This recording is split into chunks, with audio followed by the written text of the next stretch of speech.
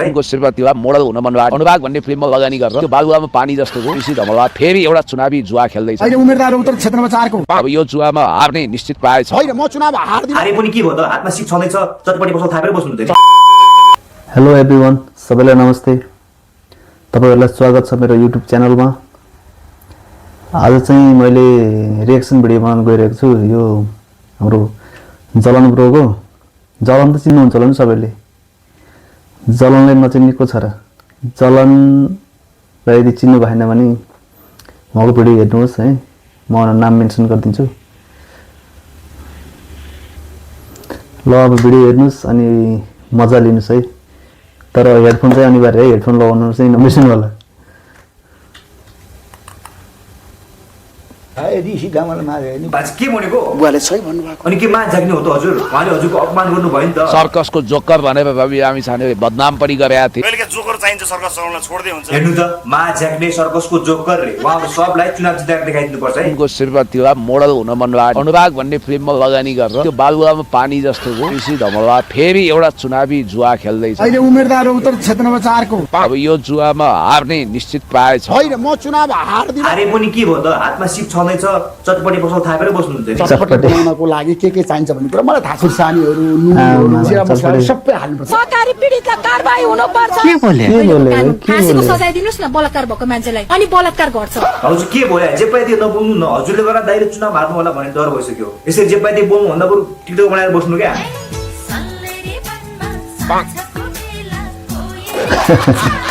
ऋषि धमलाको पहिचान भन्ने रिपोर्टर अनि काजु पनि हो। सबले चुनाव चिन्ह काजु किन नराखेको भनेर भन्दैछन्। चुनाव चिन्ह मोबाइल पनि फेरि उनको चाहिँ नोकिया ब्रान्डको मोबाइल बेच्छ। चुनाव चिन्ह मैले मन पराएको। मलाई त खासै मन परेन। मोबाइल पनि क्याल्कुलेटर छ। ल भन्नुहोस् त, जनताले मोबाइल चिन्हमा भोट किन हाल्ने? जीवनमा अनिवार्य आवश्यकता भइसक्यो मान्छेको मोबाइल। आज संसार त मोबाइलमा अडेको छ। तर फेरि ब्याट्री बिना मोबाइल चल्दैन। ब्याट्रीमा अडेको छ मोबाइल, त्यही भएर भोट केमा? रौतहटवासीले सायद उनलाई चुनाव जिताउँदैन। जित्छु मैले। आफूलाई त मैले जित्छु जस्तो लागिहाल्छ नि। जनतालाई सोध्नुहोस्, जनताले के भन्छ? नमस्कार।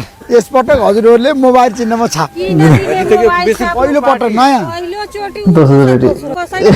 कसैलाई दिँदैन विकास गर्दैन त किन दिन्छ? होइन म पुरानो होइन, म साँच्चीकै काम गर्न आएको। लिएर गयो भने कुर्सीमा बसेर आफ्नो गोजी पर्ने। देख्नु भयो नि, सब जनता रिसाइरहेको छ, देउता रिसाए जस्तो। अब पूजा नगरी गुरुबाट आशीर्वाद गर्ने चुनाव जित्न गाह्रो छ है दाइ। सबै ड्रामा जित भएको हार ल आशीर्वाद।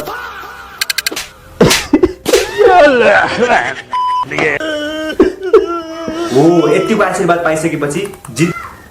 यो हाम्रो यो जलनपुरले चाहिँ कहाँ भेट्छ नि यस्तो यस्तो भिडियोहरू यार? खतरा हो के? कसरी मिल्न चाहिँ खै दामी लाग्छ अरे भिडियो चाहिँ। निश्चित शर्मिला वाइवा बहिनीले उहाँलाई चाहिँ शुभकामना दिनुभएको छ जितको। ए त्यसो भए त झन् जित पक्का भयो। ल फुलमा लगाइदिए हुन्छ अहिले नै। ल भिडियोको सुरु भयो अब। सागर हात जोडेर भन्छु सबै हुनुस्। ऋषि धमला त्यो पनि नाम हुनु हन्टर हो। के रे हन्टर हो रे? राखेको त्यसलाई तामाङ बहिनी। यो जलनको भिडियो चाहिँ साकार बिना एकदम अधुरो हुन्छ के। साकार चाहिँ जुन भिडियो पनि साकारलाई चाहिँ हाल्नै पर्छ कि। कहीँ नभएको जात्रा हाँडी गाउँमा लाग्छ भने रौतहटमा लागेछ। के भने दाइ, हजुरलाई जात्रा जस्तो लाग्यो होला। तर एउटा उम्मेदवारले घर दैलो कार्यक्रम कसरी गर्नुपर्छ, चुनाव प्रचार कसरी गर्नुपर्छ भनेर ऋषि धमलाबाट सिक्नुपर्छ। पुरा मधेसी बनेर अब एउटा गीत मात्रै गुन्जिन बाँकी छ। और बदले में यूपी बिहार चोली का पीछे क्या है भन्ने गीत पनि बज्न सक्छ। मुन्नी बदनाम हुई डार्लिङ तेरे लिए भन्ने गीत पनि बज्न सक्छ उनको चुनावी रौनकमा। खतरा बिल्ला तेरे नाम स्टाइलको हेयर स्टाइल छ फेरि।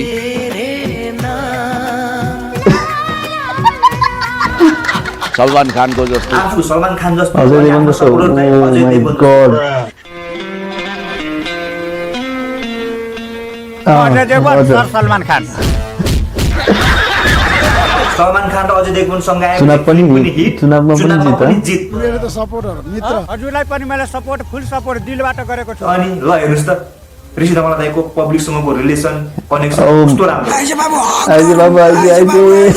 आज मलाई मेरो बाबुको कस्तो माया लागेर मलाई गाह्रो साह्रो अप्ठ्यारो केही पर्ने बित्तिकै तेरो यो दाइ यो एरिया कटाउलाई भनेस् है। टिभीमा चर्को चर्को बोल्नु हुन्थ्यो तर रियलमा त हजुरको मन कमाउनु रहेछ नि दाइ। यो कुन फिल्मको रे? हाँस हेर न राको छ र। रोएर मान्छेले हाँस्यो भन्नुहुन्छ यार दाइ। हजुरको गाउँ कता रे? गाउँ मेरो गाउँ त हट। हो हजुरको गाउँतिरकै उम्मेदवार हो ऋषि धमला। ऋषि धमला को हो त्यो मान्छे? म यो ऋषि धमला मेरो घरमा आएर भन्छ ऋषि होइन घर घरमा भोट माग्न जानु भयो होला नि। त्यो रन्डी बुढो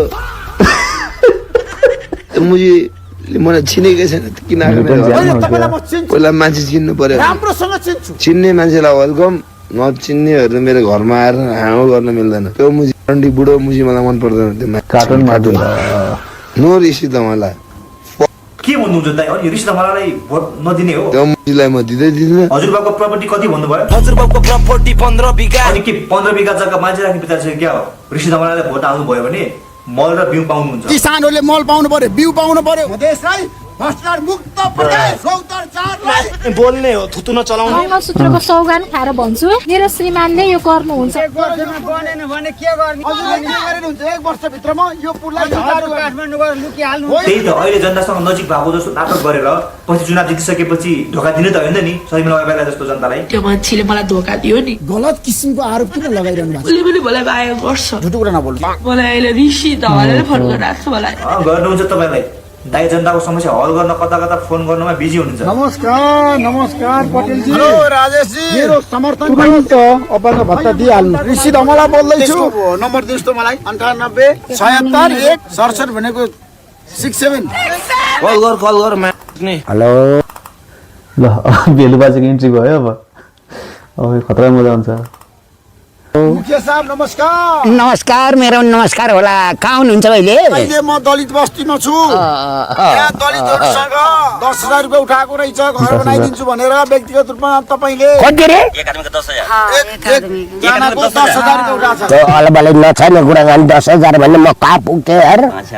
अनि 5,000 तपाईले लिनु भएको छ नि? 5,000 तपाईले लिनु भएको छ नि? 5,000 हैन मैले मल्थे 2,000 रुपैयाँ नाम दिएको अनि अनि त्यो पैसा किन लिएको त? के गर्नु त यार डेथे गरे अनि फर्काइदिनु कुरो भएन। त्यो पैसा किन उठाउनु भयो? तपाईलाई पैसा उठाउने अधिकारै छैन। मैले पैसा मागेको हैन यार। त्यो 5,000 रुपैयाँ लिएर पनि अझ घर बनाएको छैन किन भन्नुस् त? त्यो कुरो त बिल्कुल नगर्नु। त्यो पैसा पनि खायो घर पनि बनेन 2 वर्ष भइसक्यो। तेरो बाले खाछ है वाडा खागेले ओ बोडा खाएको भन्दै छ त। पैसा तपाईँको कसले खायो त उस भाइ? तेरो बाले खागला होइन जस्तो उनीहरुको पैसा त गयो नि त हैन जस्तो उनीहरुले पैसा दिए नि त तपाईलाई। रुपैयाँ दिन्छ भने जसको पनि लट्काइदिन्छु के मैले। त्यो पैसा फिर्ता दिनुस् न अब। त्यो पैसा फिर्ता दिनुस् न। हेलो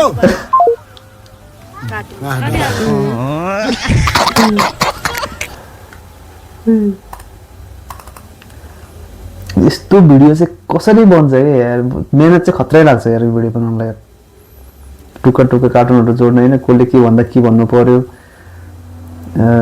कुन चाहिँ क्लिप जोड्ने यो मिलाउन चाहिँ एकदम समय चाहिँ लाग्छ होला होइन? खतरा यार भिडियो यार। यहाँहरु दुबैलाई म जनता जान चाहन्छ कार्यक्रम स्वागत गर्न चाहन्छु। ल हजुर है। प्रेम रोमान्च र सेक्समा चाहिँ सबभन्दा तपाईलाई मन पर्ने चीज के हो? के भन्नु क्या थाहा छ क्या सबलाई के? जनता जान चाहन्छ बताउनु साथ तपाईले। त्यस्तरी लाज लाग्छ क्या? समझ्नु न? प्रधानमन्त्रीको नाम त तपाईलाई थाहा छ? मलाई थाहा छ। भन्नुस् तपाई। प्रचण्डे। पेटलाई यसलाई मासु कारणले मोटाएको? बियर तपाईले पिउँदाखेरि कति बोतल पिउनुहुन्छ बियर? अब खाइरा हुन्छु म त जडिया हो। रक्सी कति पिउनुहुन्छ तपाई? रक्सी त खान्छु तर त्यस्तो खादिन। याद राख मेरो बाउको रक्सी खाएर बसिरहेछस्। बदमास नगरे मसँग। माछकी भिजन भाइ। सही कुरा बोल्नुस्। के छ र यत्रो जनताको प्रतिनिधि हो। जुत्ने भयो आइज के गर्छस्? ये बोतल हान्छ टाउको टाउको। युसी मलाई के भन्दैछ? फ्ल्याट पर्ने। तपाई एकछिन चुप लाएर बस्नु। बोल्नलाई आको तैले खोडा खान्छस् है तर बडी बोलिस भने बोल्ने हो थुतु नचलाउने। तेरो घाटी काट्न आउँछु। मसँग जुत्ने आउनु पर्छ नि फेरि। अब हेर्दैछ भिजन भाइ तेरो घरमा मेरो खुकुरी हान्ने केटाहरु आएर तलाई खुकुरी हान्छ कि हान्दैन? को आउँदा सक्छ मेरो छेउमा? मेरो केटाहरु आउँछ माछ तेरो घर। फेरि मलाई सुन भन्दैछ। छोरा तेरो कुरै सुन्न मन छैन? सुन्ने धैर्यता हुनुपर्छ के नेता? तेरो कुरै सुन्न मन छैन? मार्दिन्थे क्या मैले त। तिनलाई मार्दे। मोर्दिन्छु बरु माछ। तर म मार्दिन्छु म। नेताहरूले त आफ्नो तर्क गर्ने हो नि। बाज्ने हो झगडा गर्ने। सरी ल सरी यार सरी। हाम्रो देशको विकास किन हुन सकेन? कारण के है? काम कम भयो।